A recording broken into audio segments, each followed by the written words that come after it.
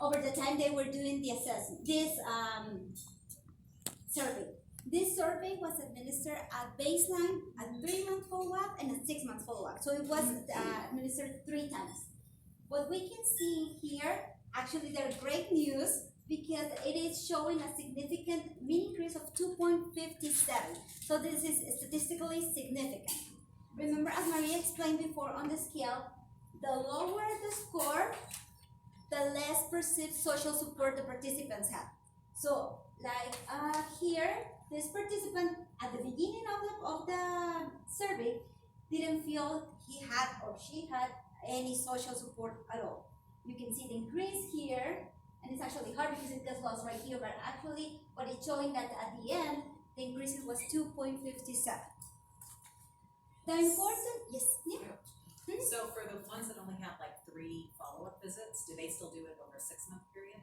It depends. It depended a lot. We tried to do the each month follow-up, but at the end, if we were losing connections with them, we tried to just go ahead and do like the survey at 3rd month, and then let a month pass, and then do the 6-month follow-up because we really wanted to capture the data So here. this is only for the 6 month, it's not for, so people who had more than 3 visits, or, because stratified by, It's because this survey was only administered at the beginning, and then we did a 1-month follow-up. We didn't administer this one. 2nd month follow-up, we didn't administer this one. 3rd month, we did this one. so is this with the whole 100, at the end was like 189? It was So is this 100. all 189 still? Mm-hmm. The actual, just so you know, the actual level, I don't know if we have that slide, but the rate of follow-up is incredibly high. So there wasn't a lot of lost There was not lost Okay. follow-up because Martha and Cynthia and Conchita are. So for the ones that only had like 3 visits, it's still for 6 months? So they sometimes didn't match it exactly at 6 months, but everybody did sort of that range. So they might not have seen them. There's another slide you have somewhere else that says some people saw them more than 6 times, some people saw them fewer than 6 times, but the range of time was the same. The 6, okay. Yeah, so it was like 3 months, we'll do that interview even if we haven't seen them in 3 months. And 6 months, we'll do that interview even if we haven't seen them. Yeah, okay. Cynthia, if I'm interpreting it correctly, it looks like some people had a very high perceived level of social support when they started and it dropped. And I'm wondering, sometimes that's an effect of learning what good social support really is. Maybe they later did not perceive it as highly, or did it really, I mean, I guess it's hard for you to know, but there's some that are pretty dramatic. Really bad. Yeah, Yeah. and we think after we analyze this, we think that happened because at the beginning the participants could tell you, yeah, I'm doing okay. And then after you start Yeah. getting more confident with you, Yeah. then they start sharing you more like life problems, Right, things that at the beginning like, how are you doing? And most of us, we just tend to say, we're doing okay. yeah, And then we just Yeah. when they ask about that, we just like help that's issues. what I was imagining, yeah, that they start to either be more open and or they maybe perceive things differently, what they thought was good, maybe now they're more open about it, it's not that good. Or they trust you more now, Yeah. and they share with you more information, Yeah. more personal information. Interesting. And one of It the could be strengths, also awareness and conscience from their part, saying, okay, now I'm being more aware than maybe I was not, That's and right, then the higher conscience, awareness, yes. and one of the strengths of the project is that it didn't only capture their self-report, it also had a section when they asked the community health workers' perception of the participants' health. Oh, okay, So these might not be like the full effect of it, because they might perceive themselves like they're doing good, and they were not doing good.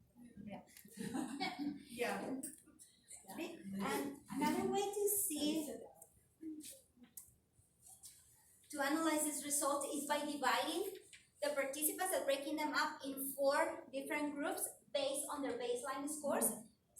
And here we can see what we call the ceiling effect.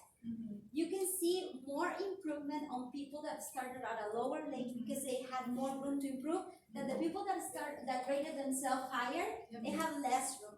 So I think what we can see here is the bigger impact it was on participants that chose a lower.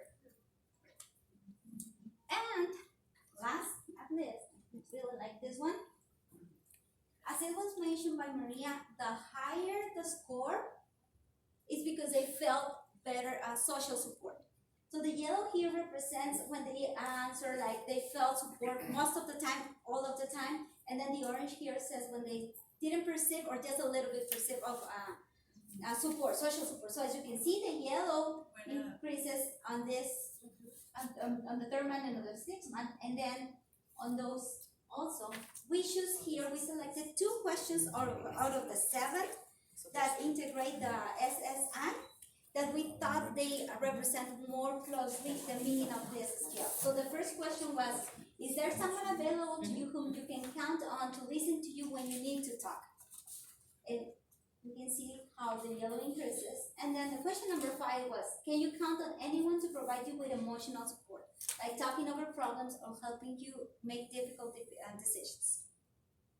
Any questions on these data results? Well, I would just clarify, you chose those 2 questions because you thought they were most connected to the community health worker. So the community health worker can't find you a partner, which is the last question. Yes. So throw that one out, but the ones where you were like, the ones that they could impact were really those questions. So look at the difference in those questions. It's much bigger than the scale as a whole. Yeah, that makes sense.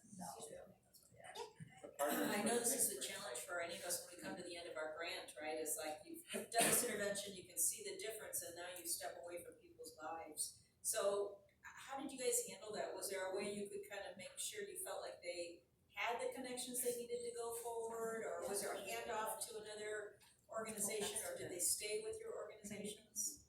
Well, yeah, we actually keep in touch. The clinical and the community health worker, we're still in touch. So like the project is already finished, but we still have some participants that they keep calling me if they cannot get in touch with the clinical community health worker.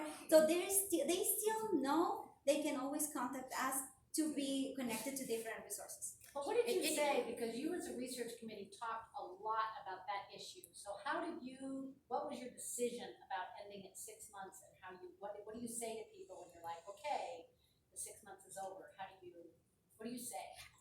We mentioned that since the beginning, and we kept telling them we're getting close. Are you feeling that you were helped?